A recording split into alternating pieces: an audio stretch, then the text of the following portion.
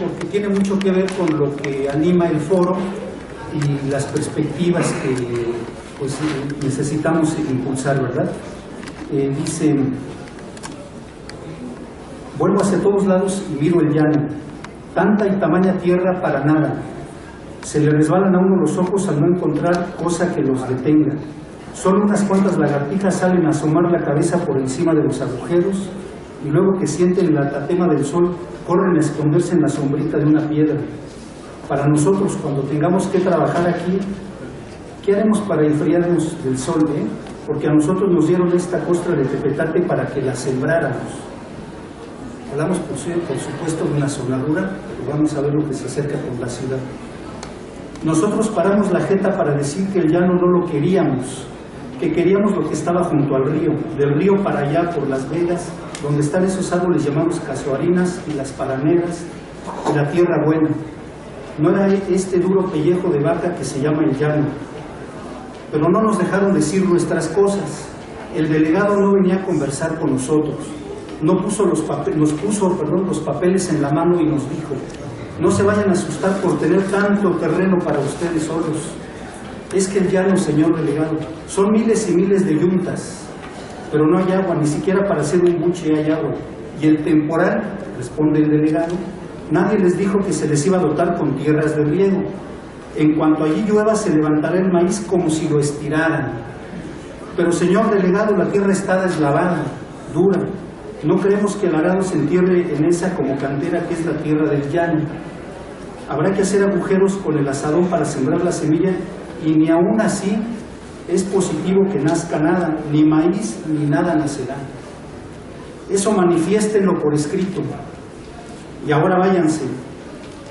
Al gobierno no se le ataca. Y el maestro Juan Rubio, ¿verdad? Entonces, por eso, a lo de globalización autoritaria le cambié de título a la ciudad en llamas, y voy a explicarlo por qué. Bueno, en primer lugar, en la Ciudad de México, como en el país no hay políticas públicas en materia urbana, son políticas privadas. El término de política pública es muy elegante, la public policy desde el lenguaje anglosajón académico y gubernamental, pero se adoptó aquí en los 80 principalmente, cuando ya estábamos en una ruta completa de neoliberalización en varios aspectos. Lo que está ocurriendo ahora me recuerda lo que alguna vez Ángel Mercado, colega y tlalpense, conceptualizaba como la refuncionalización de las ciudades mexicanas. Se perfilaba a finales de los 70 y los 80, entre otros escenarios, tres cuestiones. Una, el redespliegue de la industria automotriz, sobre todo de Estados Unidos, hacia nuestro país, porque ya en Detroit había problemas, ¿verdad? Impuestos altos, los salarios también hay que pagarlos mejor, aspectos de legislación ambiental. Entonces ayudó a Ramos Arizpe, a Hermosillo y otras ciudades para empezar, porque aquí pues la desregulación ya estaba en curso, ¿verdad? Por otro lado, el ecologismo es excluyente, desalojos de colonos, ¿no? En el principio de los 80, en la parte alta de Acapulco, los bajaron al llamado anfiteatro por motivos ecológicos, porque contaminaban la bahía, cuando había estudios que se hicieron por parte de la Facultad de Arquitectura de la UNAM en esa época, que demostraban que la mayor contaminación era de los gruesos tubos de drenaje de los hoteles. Los reubican en lo que se llama Ciudad de Renacimiento, zona inundable, ahora una zona muy precaria, en fin, pero esa fue una de las, otro de los síntomas que se veía venir. Y otra, la recuperación o reciclamiento de lo que eran zonas industriales. Un caso emblemático fue donde estuvo la fundidora de Monterrey, ¿no? Ahora una zona así muy modificada, así con usos verdes, en fin. Cuando parecía, después de algunos años, que como que las ciudades la íbamos llevando más o menos tranquilos, llegó una especie de milenarismo con el siglo XXI, ¿verdad? Y vino entonces una expansión de inversiones que no era nueva, pero toma un nuevo auge, y no solo en aspectos financieros e inmobiliarios, también el simbólico, el de carácter social de fondo. Lo que se busca es imponer un modelo de ciudad culturalmente aceptada por la buena o por la mala. Por la buena, pues es un consenso pasivo, ¿verdad? Disfrazar de que los representantes populares trabajan y nos representan para que caminen leyes y se defina una serie de cuestiones. Y por la mala, pues entre otros, los granaderos como supervisores de obras en varias partes de la ciudad, ¿no? Por otro lado, pues esto implica que hay, digamos, algunos errores en la concepción técnica que se tiene desde el gobierno. Por un lado, si se aspira a tener el modelo estadounidense de Los Ángeles, ¿verdad?, un distrito central con edificios altos, en fin, pues estamos atrasados en obras de infraestructura, pero además en lo que es la zonificación, ¿verdad? Aquí no hay zonificación, toda la expansión de torres, de megadesarrollos y todo, se da alterando planes de desarrollo urbano existentes en su caso, o se modifican densidades, en fin, una serie de maniobras, ¿verdad?, reglamentarias, legaloides para justificar, pero estamos lejos del ejemplo de Los Ángeles, si fuera el caso, y aquí los freeways o segundos pisos y todo ya sabemos lo que está significando. Si aspiráramos a los rascacielos con la alta densidad de Nueva York, también estamos atrasados. Hay sistemas de transporte colectivo, hay cierta gobernabilidad, una cierta participación de la sociedad que aquí no está considerada, además de que formó parte de un proyecto de ciudad en su momento, eso hay que tenerlo claro. Si quisiéramos pensar en Shanghái, les ofrezco disculpas porque no pude ya armar una cosa con fotografías y demás, pero Shanghái fue una ciudad que de la vieja China, después de la revolución de 1949, pues hubo varios años en que se decía China tiene que ser un país verde, en fin, ya se industrializó, se está urbanizando, una lógica no muy racional que digamos, y esta ciudad pues es la emblemática, es la que compite en la idea de ciudades globales como Nueva York, París, Londres, Tokio, en fin, y le concentraron inversiones, pero así de manera muy fuerte, pues, pero ya al menos tiene el proyecto de nación y aquí ni lo tenemos, ¿no? Entonces estamos atrasados cuando hablamos de ciertas cuestiones que implícitamente no nos plantean el discurso oficial, pero que por ahí va la cosa, pero explícitamente no lo dicen. Si quisiéramos tener una ciudad como Londres o París, entre otras cosas, tendríamos que recuperar todos los ríos entubados, el Támesis, el río Sena, que tan conocidos son para el turismo internacional, en fin, en la historia de las ciudades, pues circulan igual que hace siglos y aquí se acabaron los ríos, ¿no? Que no se los ríos por inundaciones y todo eso. Si pensáramos en trenes de alta velocidad, un rapid transit, ¿verdad? Ahora son los metrobuses, pues se tendría que revisar. En ciudades de Colombia se hizo porque no había infraestructura, redes suficientes de metro, por ejemplo, en Bogotá, en Cartagena, de tal manera que, bueno, tuvo una función en ese sentido, y aquí varias líneas, como sabemos, están sobrepuestas donde pasa el metro. Entonces, ¿cuál es la idea de esto, no? Entonces, como ven, tenemos una especie de modernización, que de la que tanto se habla, pero como se decía hace varios años, a la mexicana, ¿no? Así muy charra, así muy mal hecha, y buscando además imponer ya la idea de los usos mixtos, ¿verdad?, que tienen que ver con los grandes equipamientos de los que vamos a hablar y construcciones. Entonces, en este siglo XXI estamos ante una paradoja. Se ha insistido cada vez más en el derecho a la ciudad, ¿verdad?, sobre todo por movilizaciones populares, organizaciones ciudadanas, vecinales, en fin, en ciertos ámbitos de la academia, de que es necesario recuperar la ciudad en un sentido que vaya más allá, por ejemplo, del derecho a la vivienda por sí mismo, o al agua, en fin, sino en un territorio integral. Y la paradoja es de que hay una disputa territorial, ¿no? ¿Quién está planeando esta ciudad? Pues empresas como INDI, OHL, Grupo Danos, entre otros muchos, ¿verdad? Bancomer, que viene con su gran torre, que es Banco Bilbao Vizcaya más que Bancomer, ya está comprado, en fin. Ellos son los que están haciendo la planeación de la ciudad, y esto hay que dejarlo claro, aunque suene muy drástico para quienes dicen que sí hay planeación, porque está la ley de desarrollo urbano y el concepto de desarrollo urbano sustentable, entre otras instancias, y las de gobierno como tal. El modelo que se está implementando es ese, y así está encaminándose. Y esto tiene que ver, por supuesto, en la inserción subordinada que tenemos como país en el mercado mundial. Circula todo en esta lógica, ¿no? Las finanzas, los recursos que se trasladan de banco a banco, en fin, las mercancías, que es lo único que no está haciendo tan libremente circulando, pues, en este contexto, la fuerza de trabajo, la mano de obra, ¿verdad?, precisamente. Y tenemos lo más reciente, que es esto de los miles de niños que se están yendo solos, y que Obama dice a los padres no los manden, ¿verdad?, cuando la cosa es más de fondo. Pues en ese contexto estamos, y así está la Ciudad de México. En los días previos al Tratado de Libre Comercio de América del Norte, que entra en vigor el 1 de diciembre del 94, como recordaremos, hablamos de los años 91-92, había dos discursos muy en boga por parte del gobierno federal. Uno, al tratado hay que entrarle con calidad, algo así, pues superemos su desarrollo mental, ¿no? Tenemos que ser como más propositivos, proactivos, emprendedores. Y por otro lado, que había que superar las visiones caducas, ¿no? Que ya habían caducado, pues, porque había que modernizarnos. Ya las ideas de soberanía, defensa de ciertos ideales nacionales, pues no tenía ningún sentido porque nos esperaba el primer mundo, ¿no? Y en esas andamos cuando resulta de que ahora con las reformas estructurales, si lo han escuchado, se reitera mucho, hay que superar la mediocridad de los últimos 30 años. Es parte de lo que se insiste con las mismas medidas de hace 30 años, por supuesto, tanto en materia urbana como en materia económica. Eso está ocurriendo.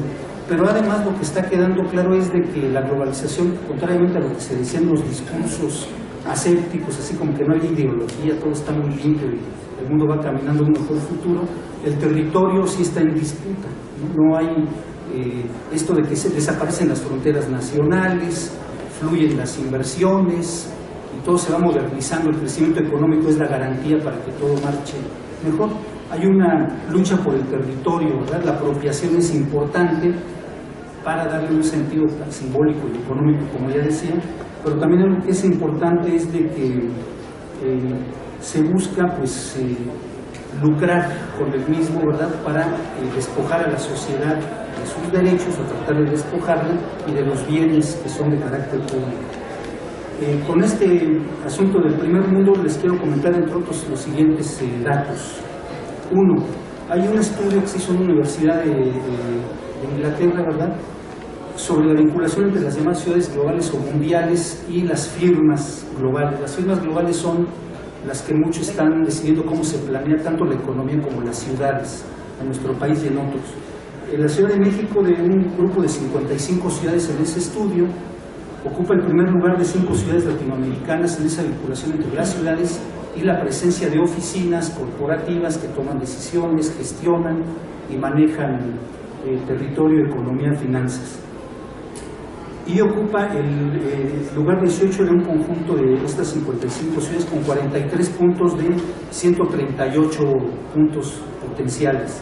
Esto quiere decir de que cuando escuchen hablar de competitividad y productividad en la Ciudad de México y todo esto, Guadalajara o alguna otra, a lo que se va aspirando por parte de las autoridades es que lleguen más firmas a ocupar espacios, porque estamos muy lejos de los ranqueados hacia arriba. Nueva York tiene 103 puntos, Londres 97, París 71, en fin, Tokio 66, entre otras, ¿no?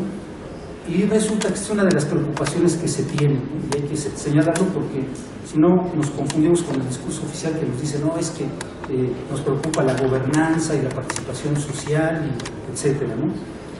Se basan en 4 sectores de servicios para hacer esta clasificación. Uno, la contabilidad y el manejo de aspectos fiscales. Quiere decir que se quiere que haya despachos muy calificados para evadir impuestos o darle la vuelta a las leyes, que sean los asesores financieros de otras empresas que estén moviéndose acá. Segundo sector, publicidad y mercadotecnia, ¿no? Hay que vender imagen, en fin, convencer, de alguna que interioricemos en nuestro cerebro, en nuestro cuerpo, que ese son el ideal de vida que hay que tener. Tercero, los bancos, las finanzas, créditos, inversiones, tercer sector, ¿no? Por supuesto, para el caso mexicano, recordemos cómo se extranjerizó la banca, ¿verdad? Y se extranjerizó primero con recursos públicos. ¿Qué fue lo que ocurrió? Para quien se acuerde del año 82, cuando se decretó algo así como la estatización de la banca con López Portillo, fue una especie de rescate financiero, ¿verdad? Recursos públicos. 2 años después, 4 años después, con Miguel de la Madrid se reprivatiza la banca. Otra vez hubo cierto rescate hasta llegar al escándalo en la época del 95, 96 con Fobaproa y todo. Y sobre ese cadáver de las finanzas públicas mexicanas, el Citibank compró Banamex, ¿verdad? O sea, que se pagaran los impuestos. Bilbao, Vizcaya, Argentaria compró Bancomer, son los 2 más poderosos, y así por el estilo, Santander, en fin.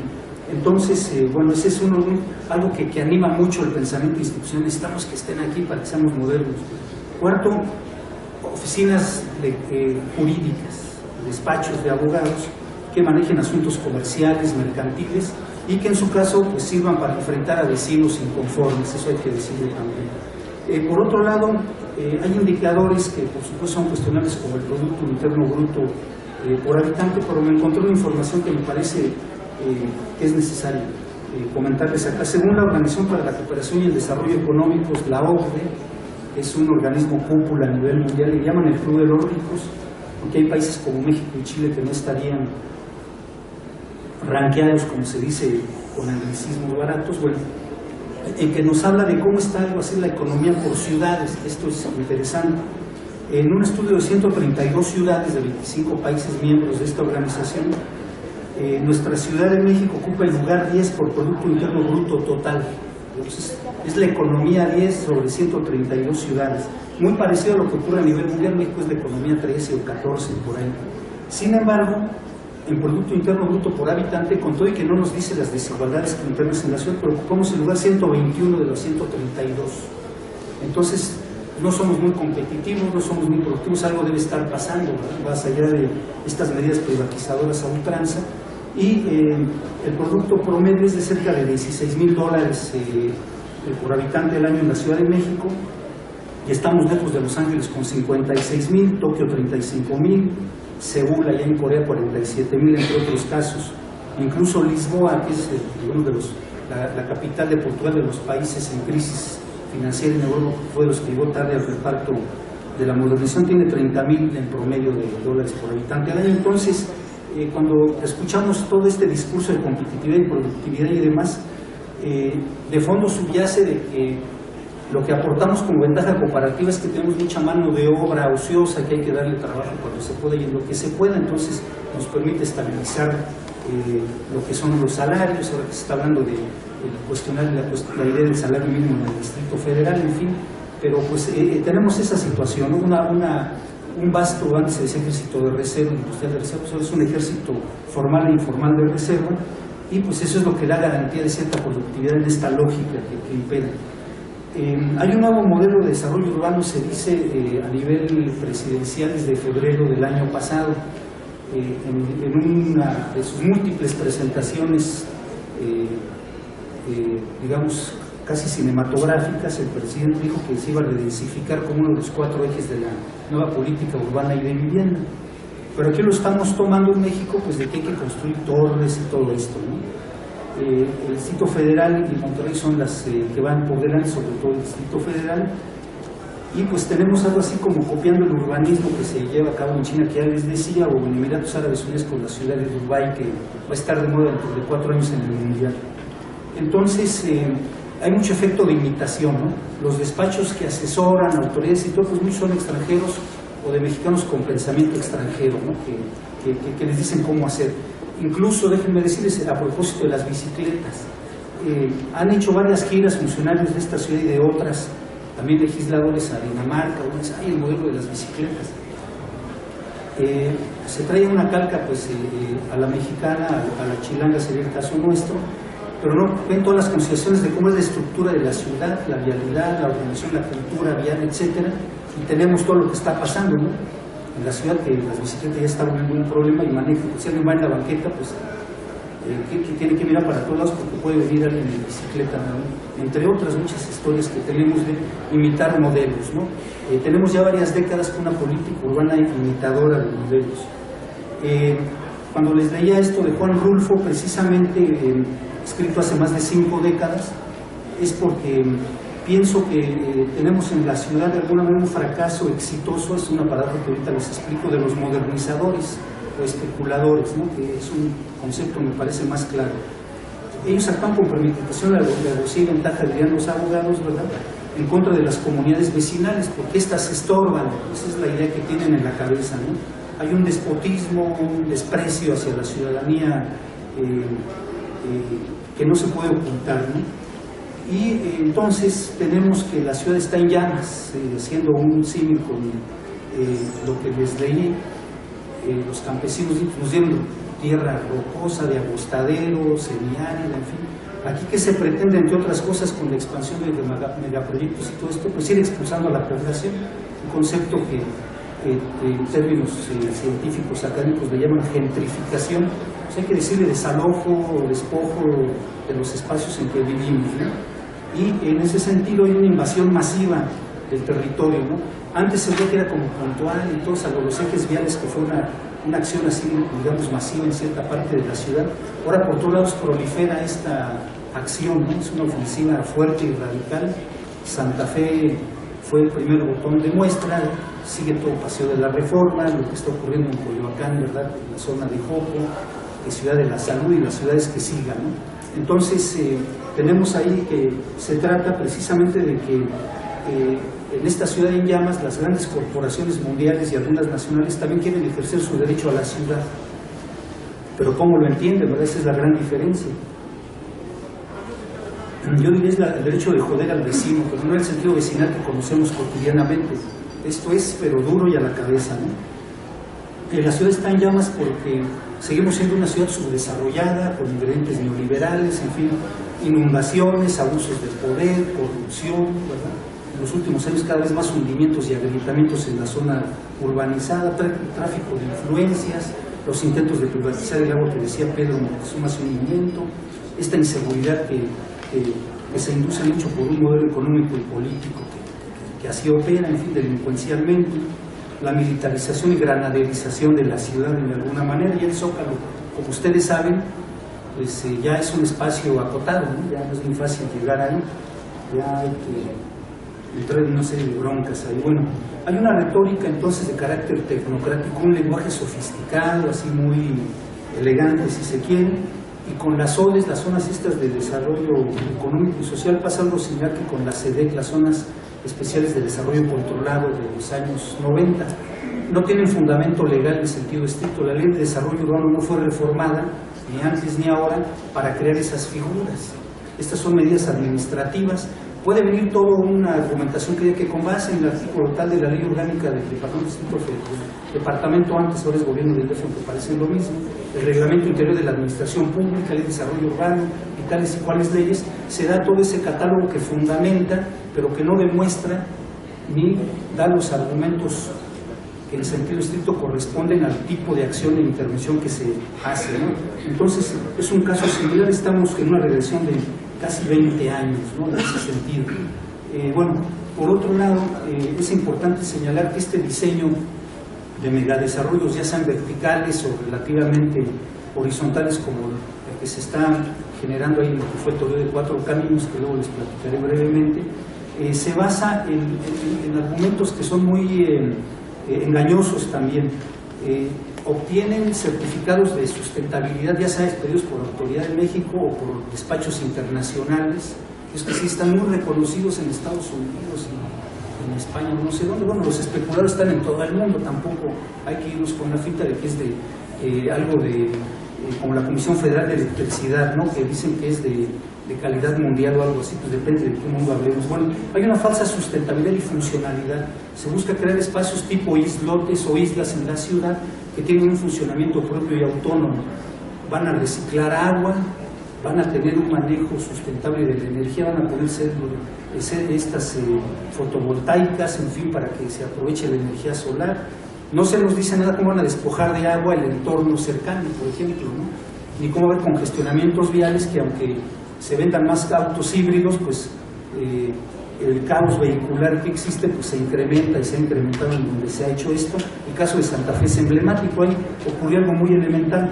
Se les olvidó que alguien tenía que ir a trabajar para mover Santa Fe, creían que solo iban a estar los empresarios, las corporaciones Hewlett Packard y otras, muy la Ibero, Televisa, pero se les olvidó que alguien tiene que contestar teléfono, hacer limpieza, atender los restaurantes, en fin, y se transportan pues, en el precario transporte público, algunos que se lleven en auto, en fin, y cómo se congestiona el camino real de Vasco de Quiroga, que los conozcan saben cómo se pone la cosa, ni qué decir Reforma, en fin, y así entendemos por qué viene la supervía poniente, ¿verdad? Se trataba de que los ejecutivos, los jefes que viven acá en la zona de San Ángel y Anex, pues cruzaran más rápido, ¿no? Y el engaño fue, hay que tener muy en cuenta siempre los argumentos oficiales. Se decía, vamos a conectar con una vialidad regional Querétaro con Toluca y Cuernavaca. Pues qué maravilla, ¿verdad? Ya van a llegar rápido de Querétaro para allá. Pero resulta que la tirada no era esa. Se va a conectar, pero la apuesta de fondo era esta, ¿no? Conectar porque en el derecho a la ciudad que exigen las élites no pueden soportar estar conviviendo con la chusma, pues cuando se ha visto eso, ¿no? Entonces hay que remediar y modernizar, ¿no? De ahí viene el concepto de modernización, adecuarlo a las necesidades de pequeños grupos que controlan el poder político y el económico. Sin embargo, el optimismo que tiene que ver con este asunto de los emprendedores y demás, tiene como resultado la fragmentación del territorio, ¿verdad? Que Emilio Pradilla la ha comentado en varias ocasiones, la ha teorizado, en fin, y que es un resultado esperado, eso hay que decirlo. No estamos viendo un accidente que la ciudad esté hecha, y aquí voy a usar un concepto poco científico y académico, hecha un desmadre, ¿verdad? Es un defecto esperado porque se busca desgastar a la ciudadanía también, pero que ciertos grupos mantengan privilegios y en su caso aumentarlos, ¿no? Ese es un efecto entre perverso y pensado, porque si no hay una planeación integral, pues no hay modo que nos vayamos con el canto de las sirenas y estemos suponiendo que efectivamente se está actuando de manera racional y planificada en horizontes de corto y de largo plazo. Eso no se está haciendo. Se han cambiado hasta las interlocuciones. En la contrarreforma de 2010, como le llamo yo, en varias leyes del Distrito Federal, una de ellas fue la de desarrollo urbano, la de participación ciudadana. ¿Y qué pasó ahí? En desarrollo urbano prácticamente eliminaron la participación social. Se estaba promoviendo entre 2008 y 2009 el Consejo de Desarrollo Urbano Sustentable para el Distrito Federal. Fue una convocatoria amplia, organizaciones sociales, no gubernamentales, académicos, en fin. Y de repente se cerró la puerta cuando llegó el titular con el que cerró el sexenio pasado a CEDUM, ¿no? Proveniente de la UNAM, para pena de la UNAM, pero ni modo, la UNAM hay de todo, y sustituyó a un empresario que era el titular de CEDUM, que tenía hasta más sensibilidad en lo que cabe, en fin. Entonces ahora este consejo, el llamado CONDUCE, está reducido a su mínima expresión. En la ley de participación ciudadana que se promulgó en 2010, también hubo todo un giro importante. Se eliminaron muchos pueblos así considerados antes. Incluso la Secretaría, la CEDEREC del Distrito Federal, pues no son los 40 o 50 que quedaron en esa ley, son más, pero pues los borraron de un plumazo. Y por otro lado, pues se definieron criterios que siguen siendo muy complicados, ¿verdad?, para plebiscito, referéndum o iniciativa popular, porque se aplican a aspectos de que a ver quién tiene la credencial del IFE y todo, y para aspectos vecinales, que ha ido a sus asambleas, le ha tocado ver que si llega con otra identificación, pues si está en el personal de la Procuraduría Social, pues hay que estar insistiendo en que los vecinos digan que sí está ahí, porque si no lleva la del IFE no pasa, o ahora el INE, ¿no?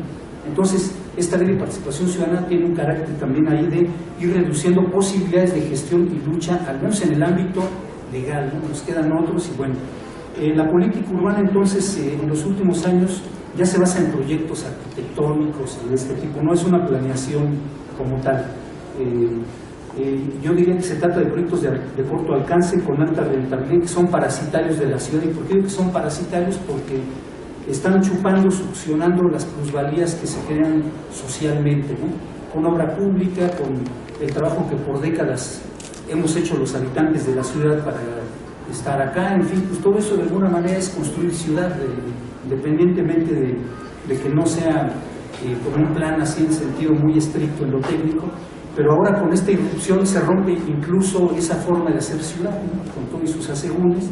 Y en estos megaproyectos autosustentables que destruyen el tejido social, que reciben, como les decía, estos reconocimientos y certificaciones internacionales, tenemos el caso del pueblo de Joco, por supuesto, con la llamada ciudad progresiva. Recuerden que ahora hay muchas ciudades en esta ciudad, ¿no? De Ciudad Azteca, en Ecatepec, ahora tenemos ciudad progresiva Miquitá, la ciudad de la salud, la ciudad científica y no sé cuántas más. ¿Y qué ha ocurrido en varios casos como este de Joco? Pues ha habido hostigamiento, acoso a los vecinos, desgaste y hasta daños por las obras, ¿no?, sus viviendas, en fin, y dejarlos prácticamente como un accidente que hay que extirpar de ahí, ¿no? O se van por la buena o se van por la mala, que ya les decía. Bueno, tenemos Nuevo Polanco, ¿verdad?, que están amurrallados los vecinos que ahí vivían, ¿verdad? Hay ya mucha información de esto. Es la idea que tiene Carlos Slim de ciudad, ¿no? Y es otra ciudad dentro de la ciudad, digamos. Como es una aberración, esta, digamos, reproducción de megaproyectos llamados ciudades, porque la menor intención que tienen es de que haya una ciudad y un derecho a ella, ¿no? Ni qué decir, pues, Arena Ciudad de México. Alguna vez nos encontramos con Manolo Carranza rumbo al Zócalo, fue creo que en 2010 o 2009, hubo una marcha que que en ese momento pues, no pintó mucho, ¿no? Había vecinos, algunos de Tlalpan, Xochimilco, Azcapotzalco, entre otros, contra los megaproyectos. Y lo comento porque me pareció muy importante tomar ese antecedente a lo que nos tiene ahora acá. En ese entonces estaba en disputa en los barrios de Azcapotzalco, por un lado en la zona donde estaba el rastro de ferrería. Primero llegó como anclaje el TEC Milenio, el complejo del TEC de Monterrey. Así como que no pasaba nada, ¿no? Ahí uno agarra la ruta y va hacia Los Reyes Iztacala y el Rosario en la zona de Tlalnepantla. Pero yendo de ferrería para allá, pues se instaló la arena. Y esta se instaló pues precisamente también con estos mecanismos que les decía de ¿para qué queremos tanta participación ciudadana? Pues que tampoco se la creen tanto lo de la transición democrática en el DF. Y granaderos, si se eran granaderos, eran las guardias privadas de Salinas Pliego, apoyados con policías que nada más vigilaban que operaran bien para mover a los vecinos que estaban protestando. Al menos en la resistencia salvaron, al menos por ahora, el Deportivo Reynosa, porque la idea era un operativo de pinza, y hay que decirlo, ¿no? Estas estrategias también demandan nuevas formas de cómo pensar la respuesta y la organización, que decía también Pedro Jesús hace un momento. Y bueno, pues Salinas Pliego compartía, ¿verdad?, con Emilio Azcarra Gallín, con Carlos Slim, la inauguración del distribuidor vial Eberto Castillo en diciembre del 2003, para que veamos cómo esto que se decía del ADN, ¿verdad?, ácido desoxirribonucleico de políticos y empresarios, tiene continuidad. La internacionalización entonces de la ciudad, me quedan 3 minutos aproximadamente, se está llevando a cabo porque tenemos que las instituciones del Estado, sea federal o local, tienen ya un procesamiento de carácter gerencial. Se habla mucho de eficiencia, de gobernabilidad, ¿verdad? Poco se habla de gobernanza, de participación, de discusión, de debate y de consulta. Cuando se impuso el trazo de la línea 4 del Metrobús, que como ustedes saben hacia el aeropuerto va prácticamente vacío todos los días y a todas horas, también por eso aumentan el Metrobús, porque había que subsidiar la que no rinde, ¿verdad? Bueno, en las pláticas que hubo con el subsecretario de Gobierno García Ochoa, que a lo mejor ya lo conocen ustedes, decía, no, es que tenemos la consulta, a ver, demuéstrenos dónde está, porque me tocó estar en la resistencia, que con muchas causas perdidas luego nos pegan duro, en el centro histórico, dónde está el estudio de origen-destino que demuestre que este trazo va a tener demanda y que va a ser funcional. Y la otra, ¿por qué lo están sobreponiendo en algunas partes con el servicio de transporte colectivo metro en el centro histórico, que tiene varias estaciones, en fin? Pero nos dijo, es que está la consulta verde. Fue una agenda que se hizo al inicio del sexenio con Ebrard, pero que fue una especie de consulta para todos y para ninguno, como está pasando con Ciudad de la Salud, que ya los consultamos, pero a quiénes, cuándo y cómo, ¿no? Y que la van a seguir instrumentando porque es una forma, digamos, elegante de excluir, pero participando, ¿verdad? La paradoja. Entonces, esos son los mecanismos que se utilizan, ¿no? La ciudad está dualizada, hay una desregulación prácticamente absoluta. Recuerden que estamos en una sociedad de libre mercado y libre comercio, subordinada a la globalización, y ni siquiera estamos planteando alternativas, digamos, desde la cultura, la historia de México para pensar la ciudad y pensar el país, ¿no? Estamos ahí copiando y si Banco Bilbao Vizcaya truena los dedos, dice, el gobierno mexicano no va a regular nada y vamos a sacar más dinero de México que de España. Y es la sucursal a nivel de países que le lleva más dinero a este banco, ¿no? Casi el 30 o 40% en diferentes años se lo han llevado de acá. Bien, hay un pragmatismo y trapecismo político que articula y aceita esto. Además de la corrupción, quiero referir esto porque el pragmatismo político, que si cambian de partido no ya prácticamente es lo de menos, es porque para ser exitoso, para tener ese éxito, es un fracaso al mismo tiempo, que sé que es una paradoja, pues hay que ser pragmático, no hay que ver ni principios, ni valores, ni nada, si son valores que sea dinero, competir para fregar a los demás, etcétera, y gobernar para los menos, que son los que finalmente garantizan la permanencia y otros puestos en el futuro. Esto pues, está presente, ¿no?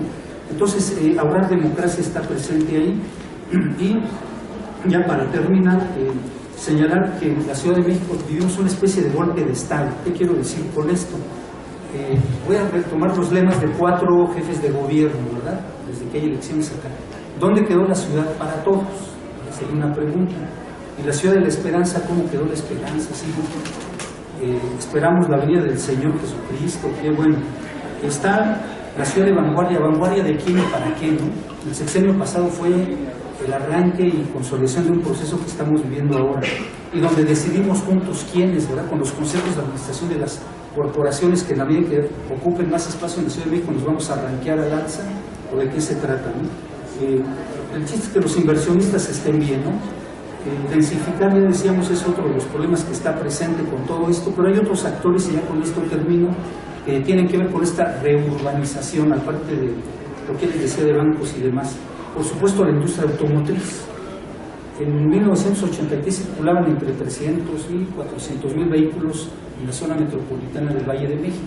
Ahora circulan casi 5 millones diariamente, ¿no? Creció más que la población, pero exponencialmente. Entonces hay un beneficio importante, y las obras viales de segundos pisos sin peaje o con peaje tuvieron que ver con facilitar precisamente un negocio. ¿Cómo vamos a seguir vendiendo autos si son cuellos de botella en todos lados y a todas horas, y velocidades que a ustedes ya les ha tocado de 5 o 6 kilómetros por hora, a veces cuando mucho? Bien, en cuanto a salud, también referir lo siguiente, para pasar luego a otra cosa que tengo aquí en la cabeza y por escrito. El Grupo Ángeles, el Grupo ABC son importantes. El ABC fue el primero que cotizó en la bolsa de los del llamado sector médico de salud, y tienen planes de expansión muy ambiciosos, ¿no? Además de Médica Sur, que sería, digamos, pequeña comparado con estos consorcios, habría que ver cómo están moviendo las canicas en todo esto de Ciudad de la Salud. Recordemos que el Grupo Ángeles es de un grupo que ya tiene la cadena de los hoteles Camino Real, por ahí el canal 28 de televisión abierta, el proyecto Excelsior, entre otras cosas. Ellos tienen mecanismos para obtener financiamiento y palanquearse, como se dice por ahí, en ese sentido, y el ABC pues también no canta mal las rancheras. Parten de dos principios que hay que señalar. Uno, antes las élites mexicanas iban a Houston para situaciones, digamos, delicadas o complicadas, que se podían atender aquí, pero bueno, era del peregrino. Es que vengo de Houston, ya iban en el aeropuerto, y tómenme fotos ahí para las revistas, ¿no?, de rosas. Pero ahora ya se quedan aquí, se les están ofreciendo servicios del primer mundo, pero por la demanda que hay también de lo que empieza a ser ya un turismo que se va a ir acercando de Estados Unidos para México. De la salud les va a salir más barato venir aquí que ir a sus hospitales de allá, ¿no? El sector salud ya es carísimo. Entonces es uno de los esquemas que tiene que ver con este proceso que se está dando en Tlalpan. La otra, que como tienen planes de expansión, le entran a todo, ¿no? Desde hospitales grandes, consultorios pequeños de la colonia Roma, que ya están en la cadena de Ángeles, como ustedes ya deben de saber, en fin. Entonces, pues se requiere territorio, no todo es inversión en bancos y en la Bolsa Mexicana de Valores, necesitamos terreno, ¿no? Y bueno, y por ahí viene parte del problema. Y para concluir, otra cosa que está presente, ¿verdad?, en esto que les presento rápidamente, que son también cabezas de playa, como se dice en lenguaje cuasi militar, ¿no? Las tiendas de conveniencia, además de Walmart, ¿no? El principal vendedor a nivel mundial de venta al menudeo pues es Walmart, ¿no? Y las otras tiendas que han proliferado en todo el país, ¿verdad?, 7-Eleven, Oxxo y demás, pues también son, en este sentido, otra cabeza importante, porque aunque estén en escala micro, están minando tejidos sociales. Las tiendas de barrio, las misceláneas y todo, pues prácticamente hay lugares en que desaparecen, y colonias como Buenavista y Guerrero se defienden ante Walmart, que está ahí cerquita, pero en otros casos no se ha podido. Los locatarios de Portales están en pie de lucha todavía, en fin, porque les quieren instalar ahí un centro comercial, en fin, y esa es otra parte que no quería dejar de lado, porque se nota menos, pero pega igual de fuerte también, ¿no? Hay que medir las escalas también de todo esto. Y a manera de epílogo, algunas sugerencias. Una, hay que denunciar la inmunidad y no solo la impunidad. ¿Qué quiero decir con esto? Cuando hablamos de impunidad, es que se supone que se persigue un proceso legal y que alguien lo agarra con los dedos en la puerta y cometió algún delito o algo parecido.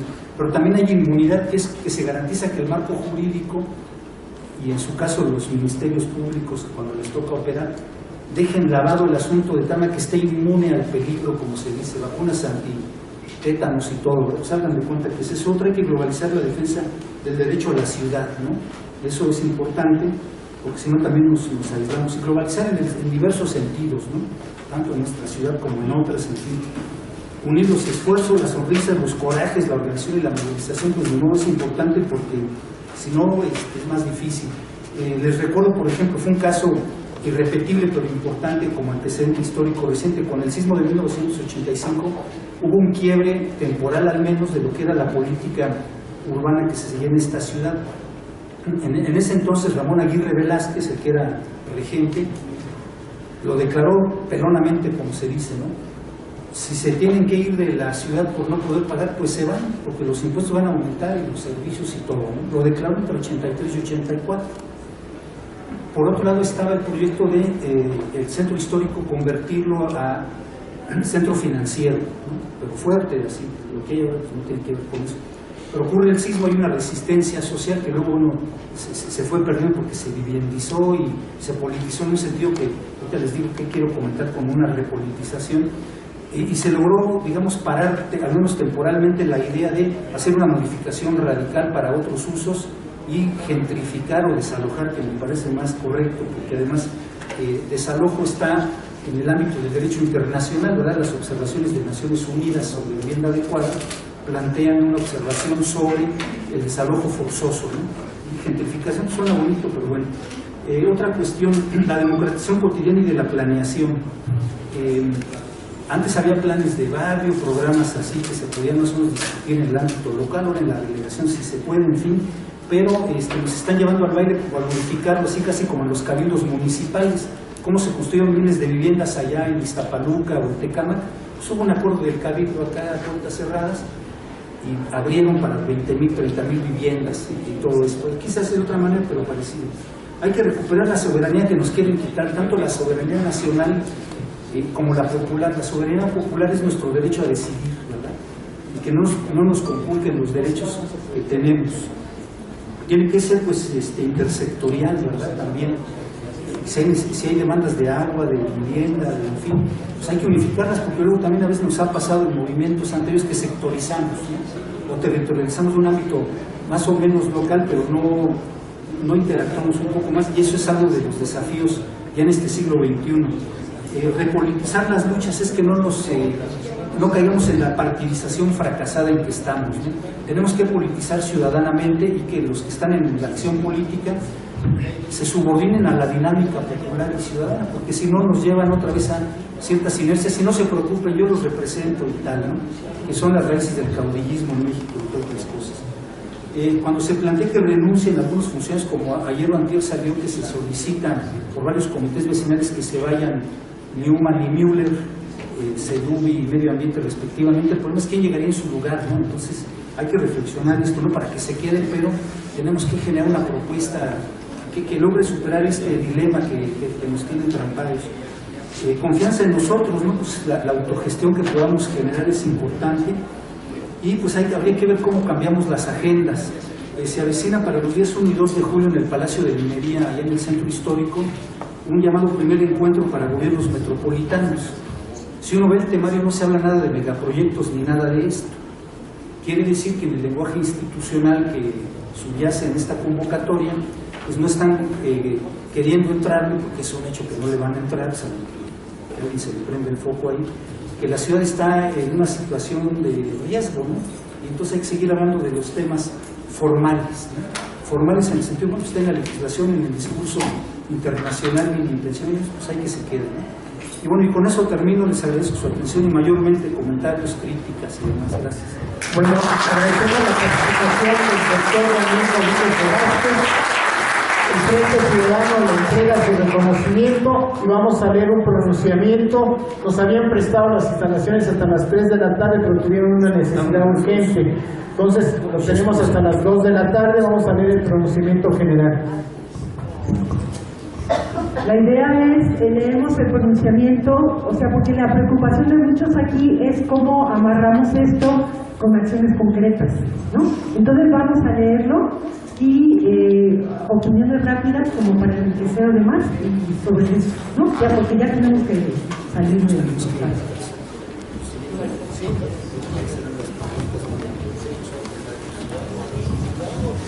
Están desalojando. Bueno, pronunciamiento. Foro del Derecho a la Ciudad y los Megaproyectos, 27 de junio de 2014.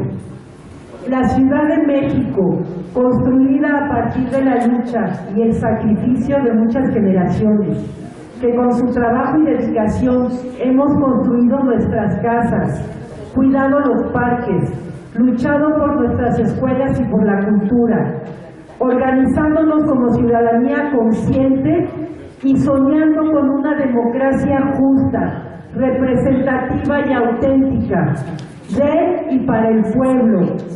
Es una ciudad que se encuentra en proceso de agonía a causa de las nuevas políticas del supuesto reordenamiento urbano para el progreso, desarrollo económico y social, impulsado desgraciadamente por sus actuales autoridades de gobierno. Todo lo cual ha resultado en una farsa que bajo el agua e indiscriminadamente pretende convertir el negocio hasta el último espacio al que se le pueda arrancar algún tipo de ganancia. Un contubernio del gobierno con los especuladores inmobiliarios como Simón Newman, que ahora es funcionario, las constructoras, los capitales financieros y empresas transnacionales involucrados en posibles jugosos negocios.